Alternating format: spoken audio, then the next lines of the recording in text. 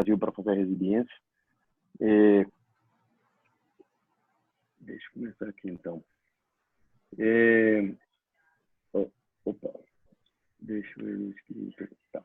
Então, esse aqui é um caso clínico que eu gosto de começar sempre para vocês ilustrarem, que é o dia a dia da gente. Um paciente de 51 anos, branco, que é fumante há mais ou menos uns 35 anos, com uma história de hipertensão arterial, só tomava enalapril. Ele evoluiu com uma dor no flanco esquerdo e uma hematúria, e fez uma tomografia que evidenciou uma massa de mais ou menos 15 centímetros. Fez cirurgia, e na cirurgia, por causa do tamanho da massa, eles fizeram uma linfadenectomia, e depois a cirurgia veio essa classificação aqui, que depois vocês vão entender o que é. Que é um carcinoma de células renais claras, de células claras, com 5% de diferenciação sarcomatoide e com 2 linfonodos positivos. Essa aqui era a massa do paciente, uma massa grande, e 6 meses depois, o paciente evoluiu com uma dor importante na região do quadril, fez uma tomografia e uma ressonância, e evidenciou isso aqui, biopsiou e veio que é um tumor de células claras, uma metástase.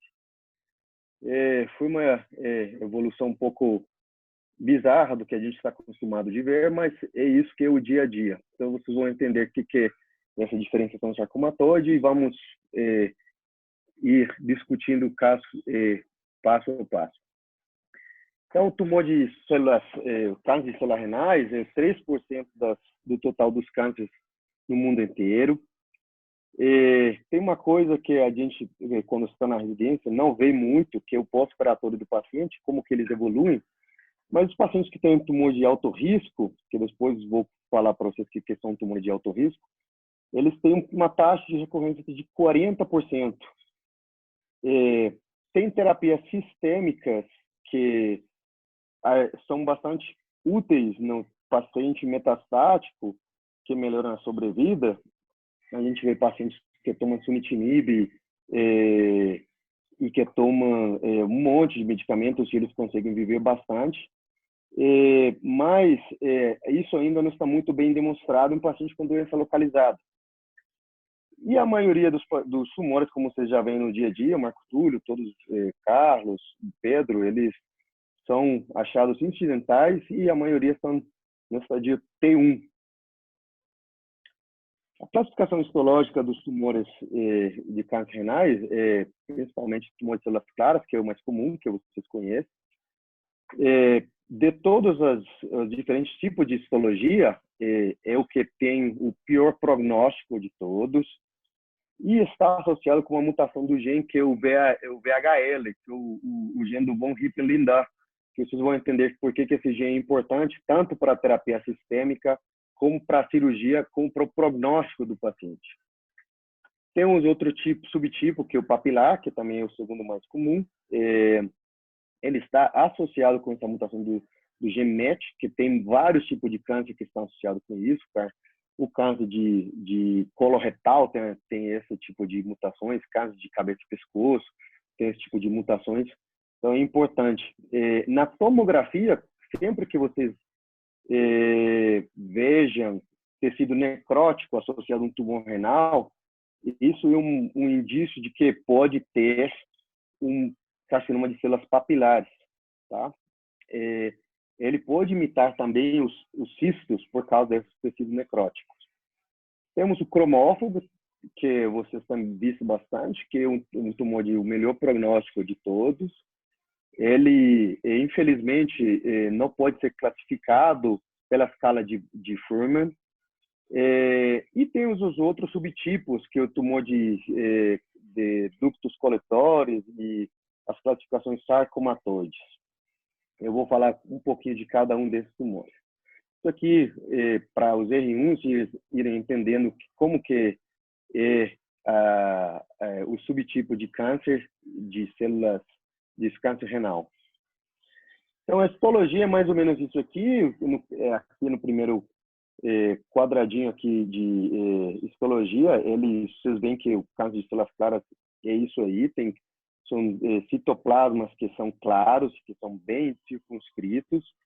E, por último, que o tumor de células cromófobas, ele não tem citoplasma, tem uma membrana citoplasmática, e os nucleolos eles estão bem abertos, então por isso que ele não pode ser classificado na classificação de Fuhrmann, que vocês provavelmente já não veem mais nos laudos de anatomia patológica. Tem patologistas mais velhos que eles veem, ainda relatam Fuhrmann 1, 2, 3 ou 4, mas isso não está certo não. E tem os dutos coletores, como eu falei, que são bem raros. Na residência eu vi 2 casos, no fellow já vi uns 3, 4, mas são bem raros e bem difíceis o prognóstico é bem bizarro. Tem uns que evolucionam muito bem, outros que fazem metástase mais precoce. Então, os fatores prognósticos do paciente, o Fuhrmann, como eu falei, ele para em classificar 21% dos tumores de células renais.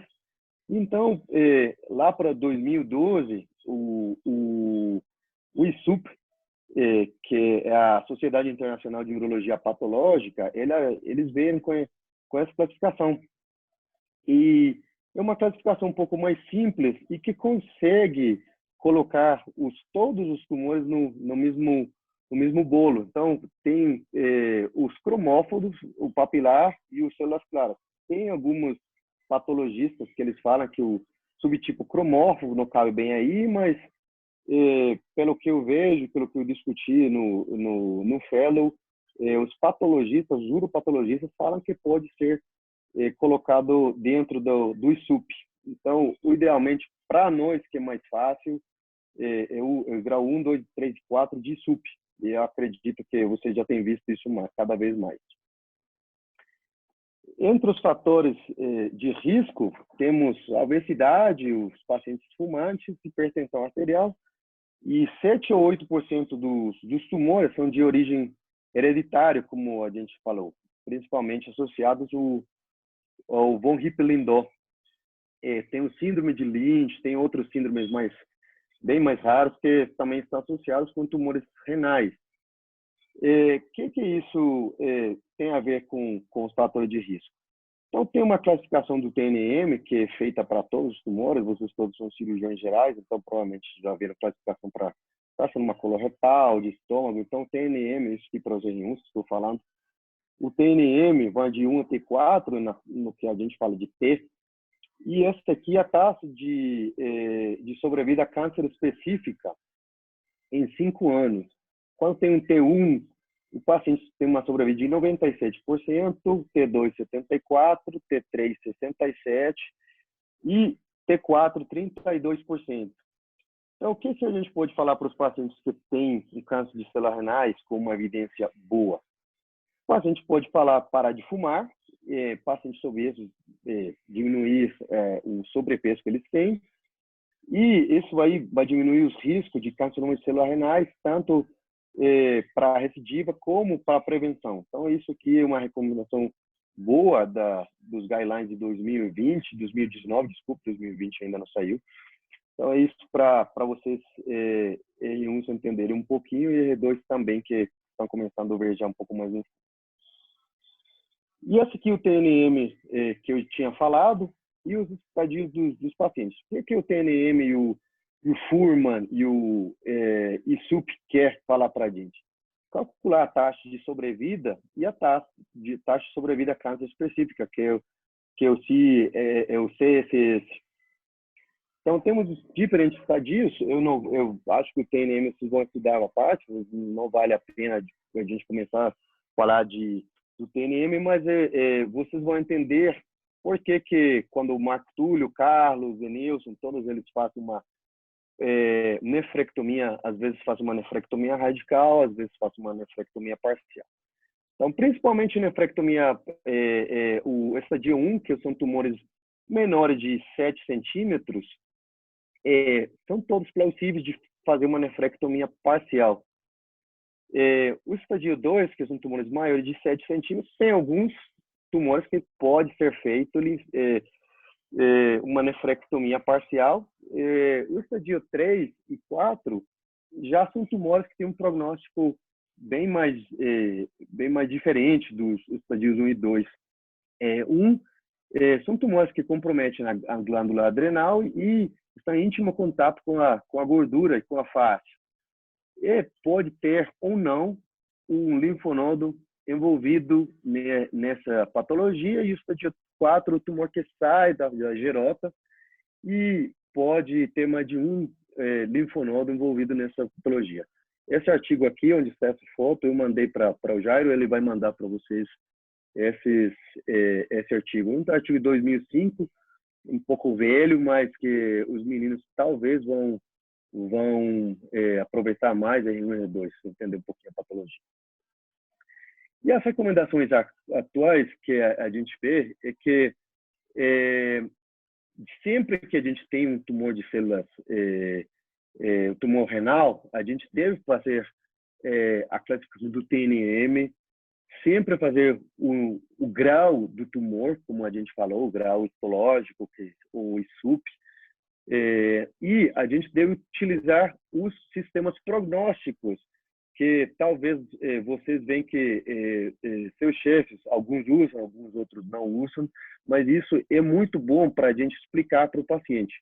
E na doença localizada, sempre ver o que é o melhor para o paciente para ver o risco de recorrência. Que todos os fatores prognósticos eu vou mostrar para vocês de forma rápida, talvez não seja o momento de vocês aprenderem, mas para no futuro vocês estudarem sozinhos.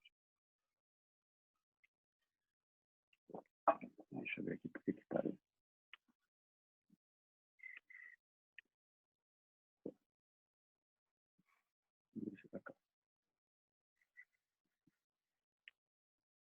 Deixa eu ver só um pouquinho que travou aqui.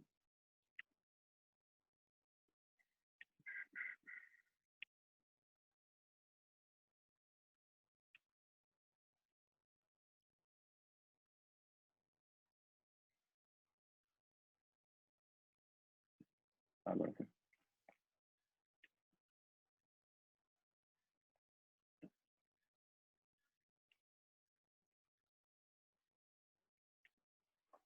Acho que travou preso aqui.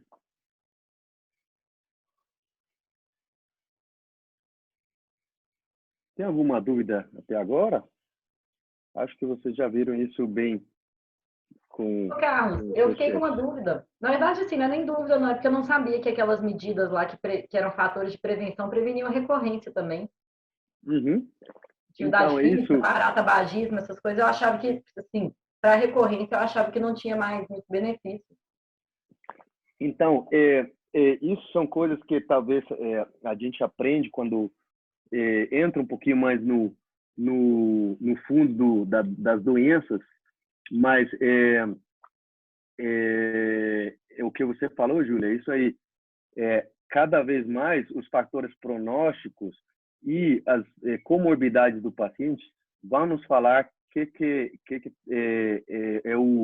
como que o paciente vai evoluir na doença. E que vou mostrar para vocês daqui a pouco todos os fatores, todo que a gente vê das comorbidades do paciente, como que eles podem evoluir bem ou mal. Isso aqui vocês vão ver daqui a pouquinho. Então, isso aqui que eu estava falando, o artigo que falei. Tem alguma outra dúvida até agora? Os R1, não sei se já entraram em alguma cirurgia de nefrectomia parcial, nefrectomia radical.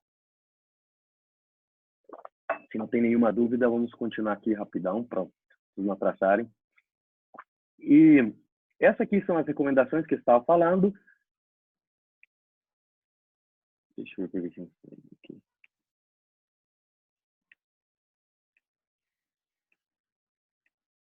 Ok.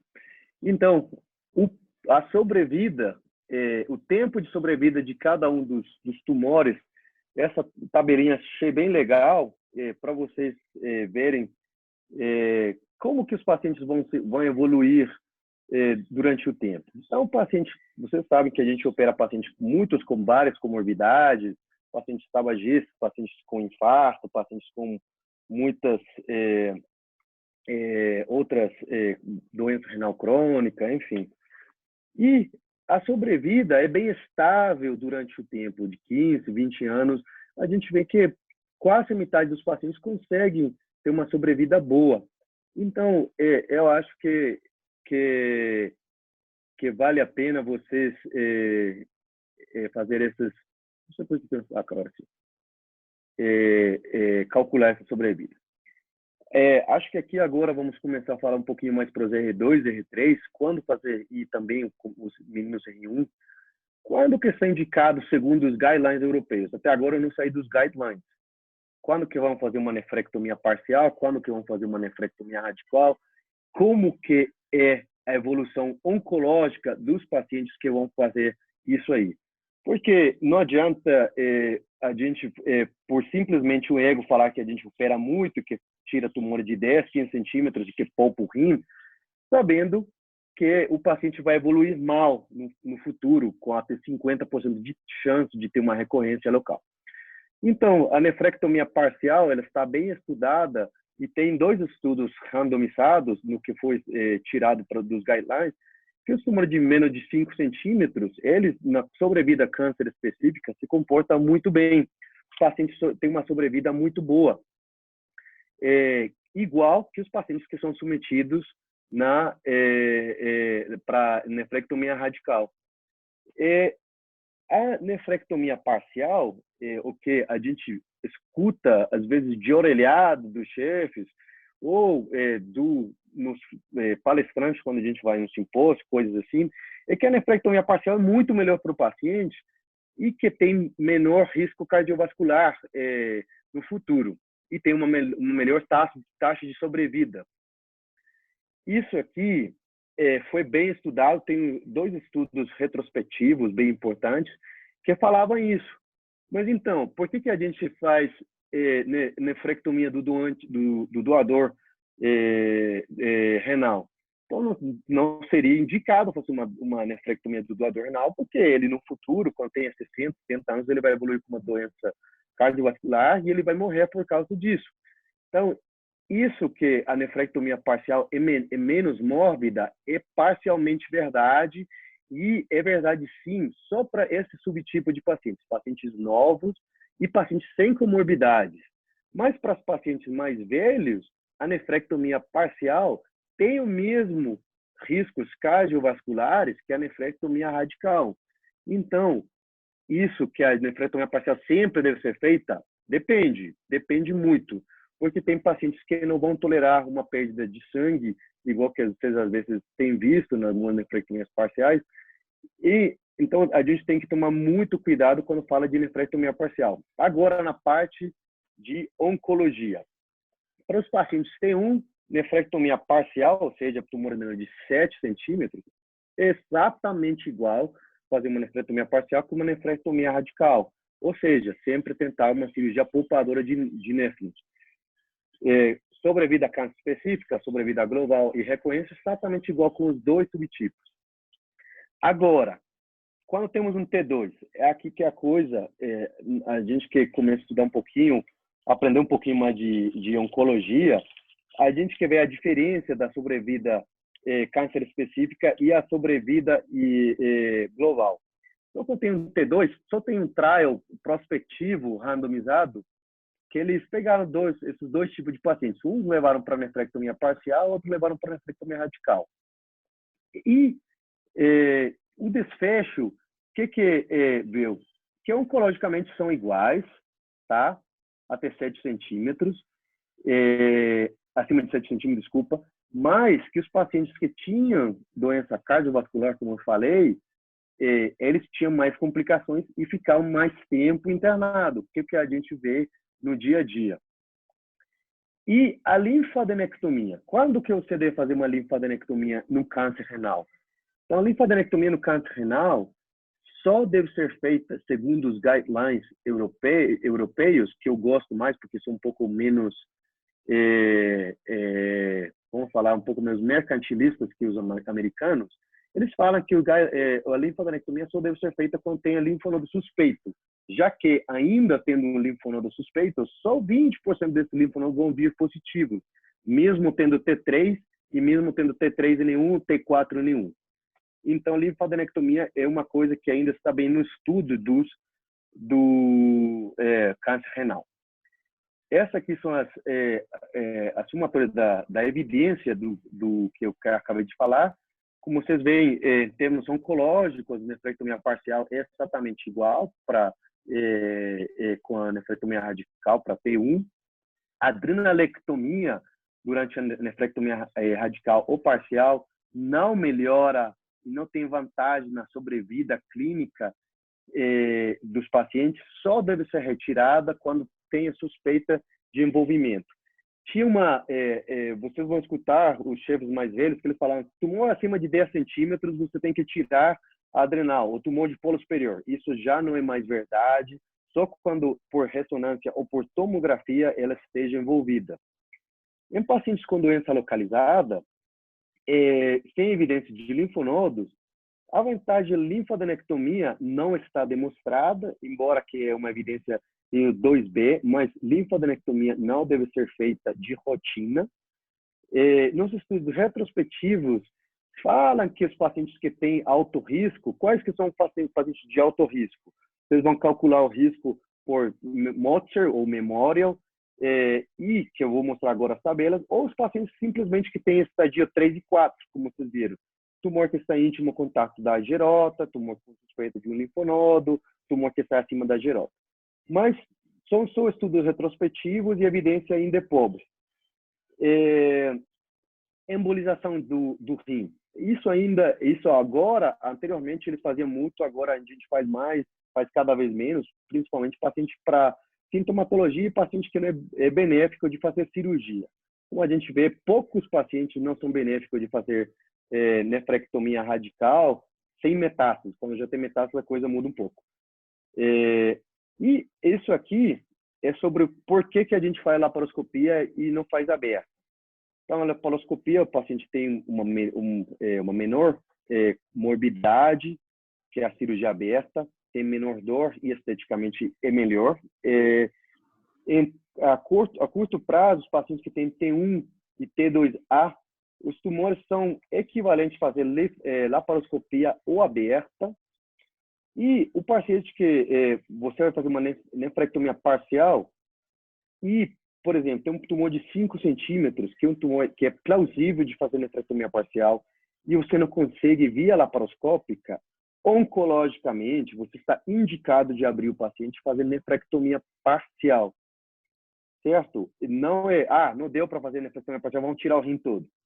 Sempre deve ser nefrectomia parcial em tumores menores de T2. Você deve tentar, se não conseguir por vias minimamente invasivas, tentar cirurgia aberta, converter o paciente, tentar tirar seu tumor, pelas coisas que a gente já viu.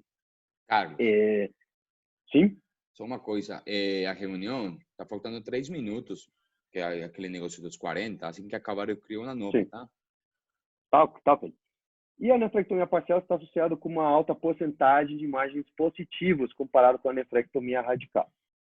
Então, é isso aqui porque que a gente opera rim e faz parcial e às vezes faz nefrectomia radical.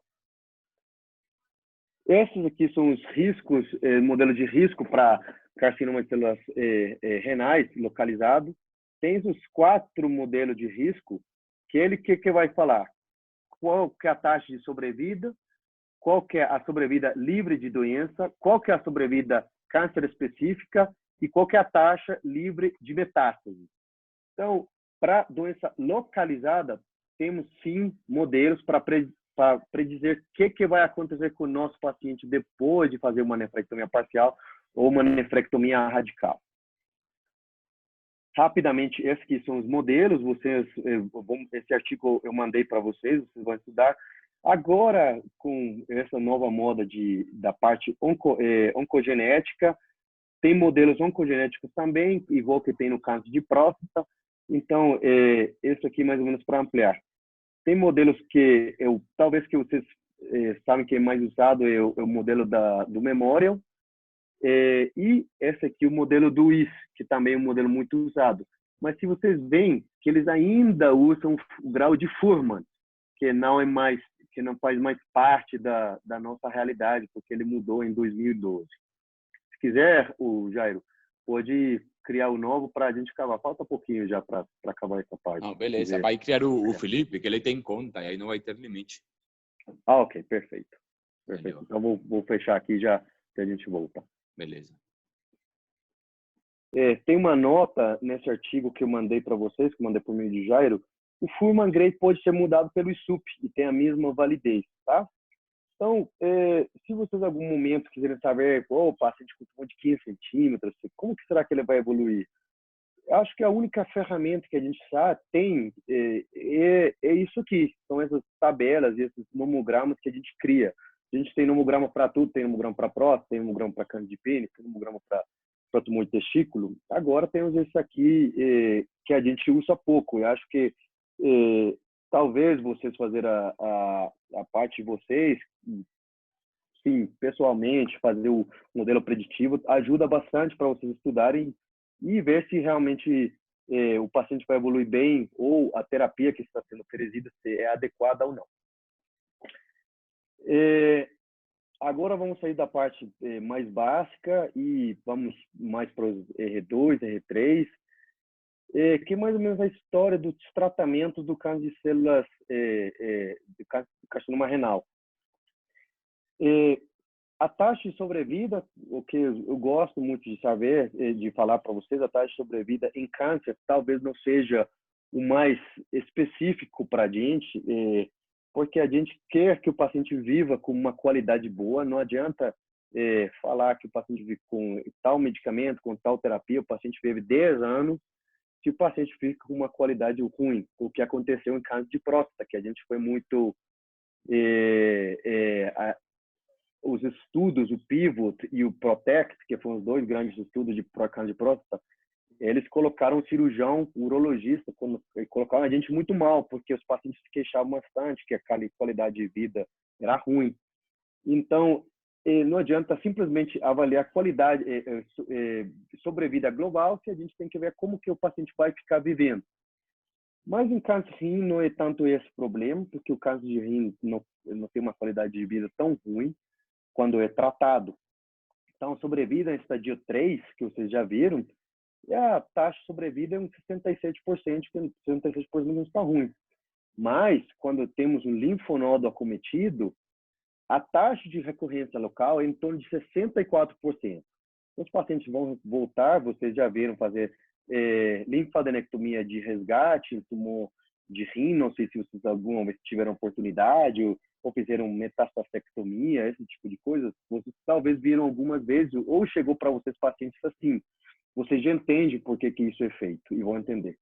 E temos, para esse tipo de pacientes, temos muitos tratamentos clínicos. Oi? ¿Puedo ver, papi? Eso es todo. Oi? Acho que tem alguém com o telefone com áudio ligado que podia temos a taxa de esses que são todos os tratamentos que tem. Vamos começar por um a um. Por que chegou no tratamento clínico e agora estamos nessa fase de tratamento clínico? Esse aqui é mais ou menos a história de imunoterapia. A Júlia, a gente brincou no último congresso de urologia que ela e a Leidinha saíam das aulas assim que começar a falar de nivolumab, bevacizumab, ipilimumab, essas coisas, não, isso aí não interessa muito. Mas isso aí para você ver de onde que vem essa... mas você também ficava lá pegando a amostra de comida nos estantes na hora que começava essas aulas da ONCA, não vai falar que era só a gente, não.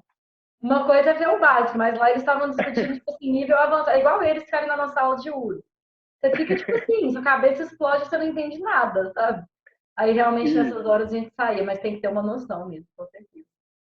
E eu entendi, depois que fiz o fellow, que talvez se a gente estudar um pouquinho mais essa parte da imunoterapia, a cirurgia, vocês veem que cada vez vai ser menos.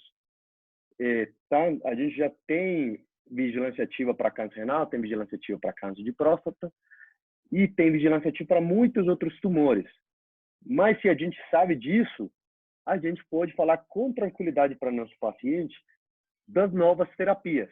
Desde 2011, quando o melanoma começou a ser tratado com terapias, imunoterapia, que foi o ipilimumab primeiro, a gente está falando disso aí.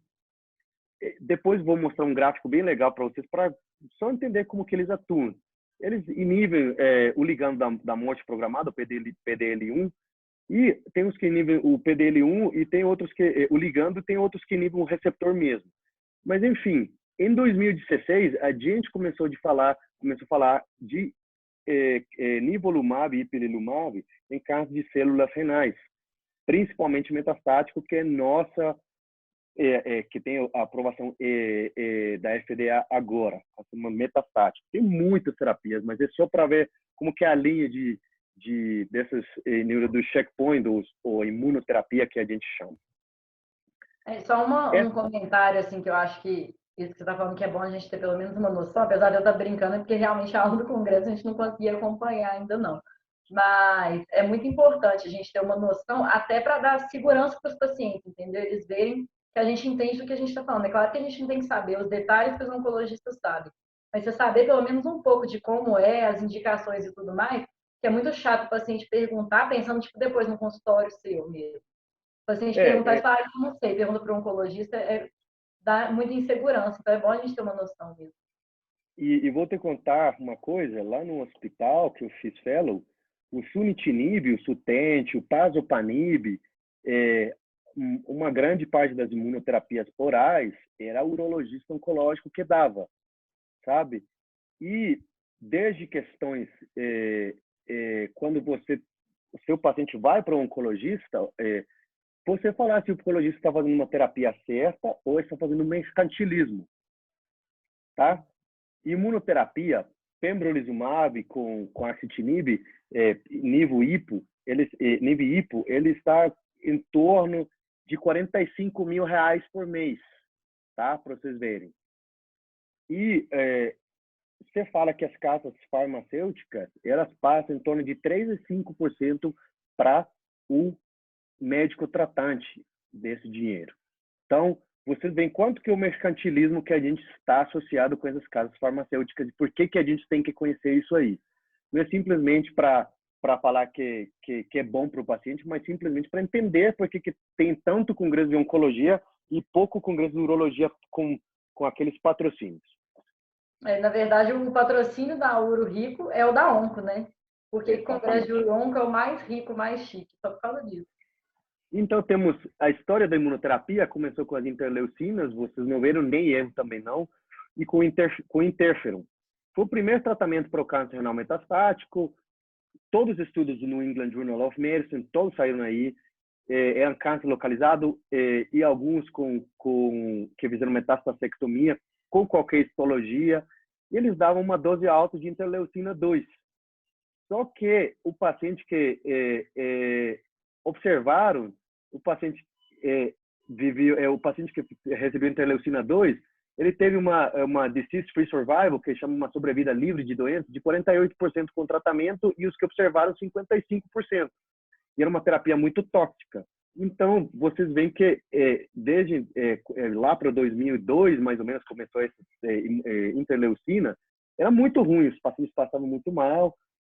A mesma coisa aconteceu com o interferon, paciente com doença local que evoluiu com alguma metástase, aí eles dão uma dose baixa de interferon e observar. Então, os pacientes a sobrevida dos pacientes com interferon é de 5,1 anos e a sobrevida observando o doente era de 7 anos. Então, vocês veem que eram terapias muito ruins, mas é aí que saiu os novos tratamentos. E veio isso aqui para nós que somos cirurgiões, que vocês devem conhecer, já escutaram provavelmente muitos dos seus chefes sobre o Carmina e o Surtime. O Pedro fala muito do Carmina. Essa aqui é a última da ASCO-GU do ano passado. Eu assisti a aula desse cara aqui, que é um indiano, que ele publicou o estudo em 2018. Então, quando que a nefrectomia citorredutora, vocês vão escutar muito essa palavra durante a residência toda, nefrectomia citorredutora. E quando a gente estuda câncer, a gente vê que cada vez menos é indicada, mas que tem pacientes que são bem benéficos dessa nefrectomia. Então, as indicações de nefrectomia citorredutora em pacientes do Carmina, que é um estudo talvez o que a gente deve usar mais como urologista e conhecer, porque vão chegar no seu consultório, vão chegar lá no ambulatório do SUS, é isso aqui. Nefrectomia citorredutora, quando tem fatores de risco por IMDC, aqueles risk models que eu mostrei para você, só tem um, e paciente que só tem um sítio, um lugar de metástase. Aí você pode indicar uma nefrectomia citorredutora. O número de metástase não contraindica ou não ajuda a definir se é apropriado ou não o paciente para fazer nefrectomia citorredutora. Como assim? Paciente que tem 2, 3 metástases, será que ele é benéfico? Depende da idade. Então, e é isso que o indiano falou no ASCO-GU do ano passado. E isso que é bem importante que eu vou falar para vocês, que eu já vou mostrar o study design, como que o estudo foi desenhado, é que talvez fazer uma nefrectomia citorredutora, ou seja, tirar o rim do paciente metastático, em pacientes que respondem bem à terapia sistêmica. E isso aqui está associado com uma sobrevida global.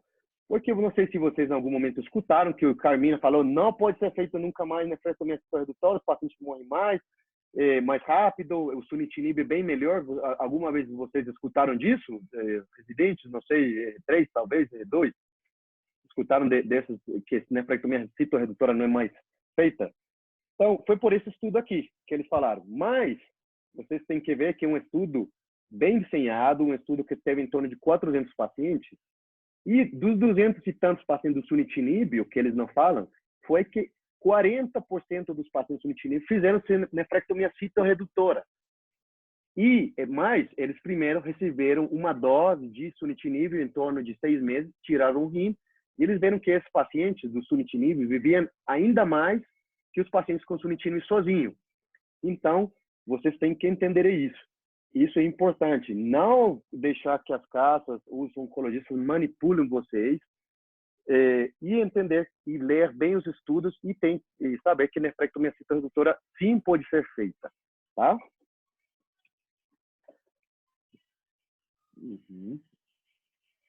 Beleza. Esse aqui é o que eu já falei. E essa aqui é a terapia adjuvante. Vou falar rapidão desse aqui. Acho que não é a área de vocês ainda. Tem os 3 estudos. O que é terapia adjuvante? Paciente que tem um tumor de alto risco, estadio 3, estadio 4. E você, por exemplo, como você usa terapia adjuvante no câncer de próstata, vocês veem que o paciente fez uma radioterapia e recebeu 2 anos de tratamento hormonal. Por que eles fazem isso? Melhora a sobrevida? Melhora o desfecho do paciente? Em câncer renal, câncer de próstata, desculpa. Em câncer renal, é isso aqui e é parcialmente verdade. A FDA aprovou em 2017, graças a esse estudo aqui que chama ESTRAC, o paciente com sunitinib para dar paciente com estadio 2 e 3. E esse aqui, o que eu falei, como que atuam os inibidores do TKI, o VEGFR. Para vocês sentarem em algum momento, quem gostar da parte da uro-onco vai achar legal, eu acho legal, mas tem pessoas que acham mais chato, mas isso está nos gostos de cada quem. E esses aqui são os 4 estudos principais. Esse aqui é o estudo do sunitinib e sorafenib adjuvante, que é o ASSURE. Não teve melhora da sobrevida livre de doença, e os pacientes descontinuaram, quase 80% de estágio de descontinuação do medicamento. Essa aqui, o ASSURE. Essa aqui que foi o porquê que foi aprovado da sunitinib para os pacientes com fator de alto risco, ou seja, doença localizada, linfonodo acometido, que seja estadio 3 ou 4, ou o tumor que esteja acometendo a glândula adrenal. Então, eles deram isso aqui, teve uma melhora da sobrevida livre de doença bem discreta, em torno de 9 a 10 meses. Eu acho que a tolerância do sunitinib em paciente não metastático é muito ruim. Eu já tive 2 pacientes no fellow, não tolera bem, muita hipertensão, o paciente infarta mesmo, por causa que ele é um VEGFR, ele atua no crescimento endotelial, então ele faz vasoconstrição de todos os vasos, então o paciente infarta. Então, e vocês viram, 48% dos pacientes têm um grau 3 de toxicidade. Mas, mesmo assim, foi aprovado pelo FDA. Tá? Esse aqui é outro estudo que o Protect, tem Protect de próstata, tem Carlos, Protect de... Sim. Só uma coisa, é em paciente não metastático, é em alto risco Paciente não metastático. Alto risco não metastático, exatamente. Isso aqui não metastático. Metastático já é mais para os clínicos, né? Esse aqui é o Protect Trial, que o Pazopanib, vocês vão escutar todos os... ainda os R1 não começaram, mas vão escutar muito isso nas discussões de casos lá, terças-feiras no hospital. O Pazopanib também foi testado, que eles falam, não, é muito melhor, tem menos toxicidade, teve uma descontinuidade pelos efeitos adversos de 20%, não teve melhor na sobrevida, não teve melhor na sobrevida livre de doença. Então, eu ainda fico na dúvida se realmente é útil dar uma terapia que vai o custo de sunitinib e pazopanib em torno de R$12 mil por mês para esses pacientes. Então, eu ainda estou na dúvida. Mas está aprovado o FDA, a gente tem que falar disso. Tá? E esse aqui, que é o último, que é o Atlas, que é o axitinib, para mim é o pior de todos os medicamentos, super mal tolerado, os pacientes têm umas crises hipertensivas gravíssimas. Eu tive a oportunidade de ter vários trials lá no Fellow com esse medicamento. É muito mal tolerado e os pacientes, nesse estudo aqui, que é o Atlas, teve 49% de descontinuidade, mas teve 21% de infarto nos doentes que estavam recebendo o medicamento. Então, é só para vocês saberem que é muito, muito tóxico. Esses aqui são todos os estudos que eu já falei, para vocês entenderem como que são o desenho do estudo, quantos pacientes tem, enfim. E já acabando, essa aqui, como atuam, pelas vias que eles atuam, eu tive a oportunidade de ter esse aqui, que é o Emotion 010, lá no hospital. Então, eu vi muitos pacientes sendo tratados com nivolumab e eles evoluem muito bem. Isso aqui para câncer metastático. Isso aqui é o resumo dos estudos com neoadjuvância, da adjuvância com inibidor do checkpoint, com imunoterapia, todo em paciente localizado. Todos querem avaliar a mesma coisa que avaliou o sunitinib. O Emotion 0D já fechou lá no hospital, não veio negativo, não ajuda na sobrevida global, nem sobrevida livre de doença. E o Prosper também não. Os Keynote e o CheckMate, eles ainda não fecharam. Então, cirurgia até agora vai ganhando de todas as terapias caras. Nefrectomia vai pagar para o cirurgião em torno de R$1.500 a R$2.000 e é melhor ainda que todas as terapias caríssimas de R$30, R$40 mil. Vocês estão entendendo? Então, neoadjuvante. Quando que você vai fazer neoadjuvante? A gente vê que faz neoadjuvante para muitas coisas. Neoadjuvante para câncer de reto, vocês acham que vocês viram na cirurgia geral, que faz quimio e radioterapia, depois faz retocimoidectomia, faz neoadjuvante para tumor de próstata, você dá 6 meses de tratamento hormonal, faz radioterapia, depois dá 2 anos.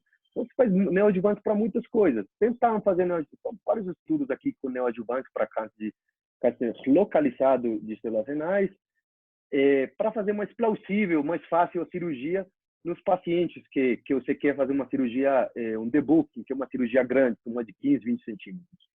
Tem 5 estudos que falam que ajudam na nefrectomia parcial, paciente que tem um rim só, paciente que é transplantado, enfim, paciente que tem uma função renal alterada, eles falam que ajuda na nefrectomia parcial, mas não é tão verdade assim, porque vocês fazem residência com os melhores cirurgiões robóticos de BH e na lista dos melhores cirurgiões robóticos do Brasil, então vocês sabem que eles provavelmente não vão ser benéficos dessas terapias, porque eles fazem nefrectomias parciais bem complexas e fazem muito bem.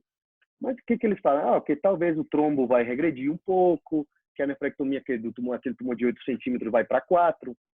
Eu fico bem na dúvida por causa da tolerância que eu já falei para vocês do paciente. Eles falam que é um game changer. Eu não sou bem seguro. Esperemos os novos estudos que eu falei para vocês, o Emotion 010 que eu falei para vocês, que é o Atezo e o Nivo. eles falam que vai mudar nosso tratamento em câncer renal com neoadjuvância, ou seja, paciente com tumor gigante vai voltar, vai regredir e vai ter uma cirurgia curativa, já que a adjuvância a gente viu que não tem benefício. Não sei se seja isso tudo verdade. Eles falam que tem uma sobrevida global com ipinivo, neoadjuvante versus sunitinib, em torno de 26 meses, quando se compara quando se dá sunitinib, 26 meses, e que os pacientes vivem muito mais com ipinivo e depois fazer cirurgia. Não sei se isso tudo seja verdade.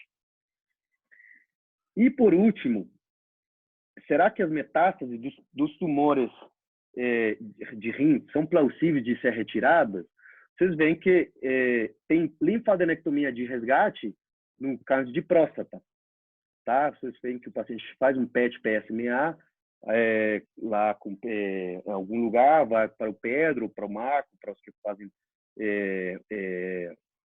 cirurgia robótica e laparoscopia, e eles calculam uns fatores de risco e fazem uma linfadenectomia de resgate para paciente que tem isso. O tumor de rim tem exatamente a mesma coisa. Talvez o cara que mais sabe de tumor de rim no mundo é esse cara aqui, chama Christopher Wood. Não sei se vocês alguma vez viram ele, acho que a Júlia viu esse cara no congresso do ano passado, do congresso do Uro-Onco. Cara espetacular, cara excelente, o chefe do MD Anderson.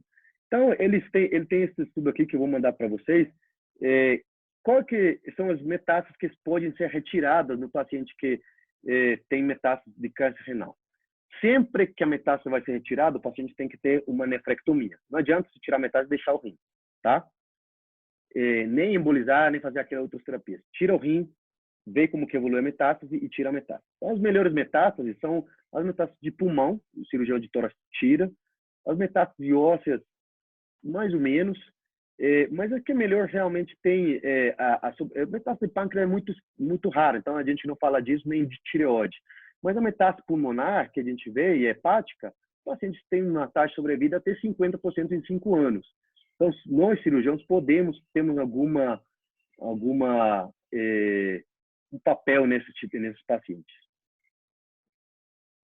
Essas aqui são todas as metástases e as metástases retroperitoneais também, as linfadenectomias em tumor de rim. Eu fiz várias, são difíceis, mas é bem legal essa cirurgia. Fiz aberta todas, não fiz laparoscópica nenhuma. E tinha anteriormente um critério que falava a radioterapia não serve para tumor de rim. Então, esses pacientes aqui, esse aqui é um meta-análise de metastacectomia, meta-análise publicado em 2016 no Journal of Urology. E o que ele mostrou? Que os pacientes que fazem metastacectomia, os pacientes vivem muito bem, tá? Se você faz uma retirada cirúrgica do tumor de rim metastático, os pacientes podem ter uma sobrevida bem alta, tá? Mas a gente sabe que é cirurgia. E se a gente faz radioterapia ou radioterapia estereotáxica para tumor de rim metastático? Tem uma lesão no osso, tem uma lesão, aquela lesão que vocês viram no nosso paciente aqui na região do quadril, na região glútea. Será que pode fazer radioterapia?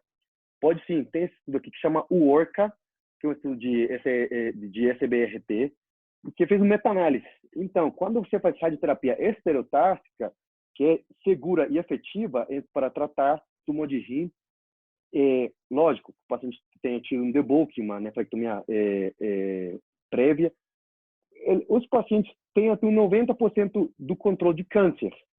E os pacientes têm menos de 1% de efeitos secundários em um ano.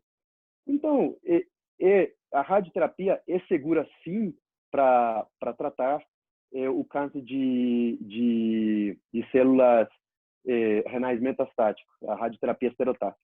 Isso que foi um estudo oligometastático, menos de 2 metástases, em 1.602 pacientes.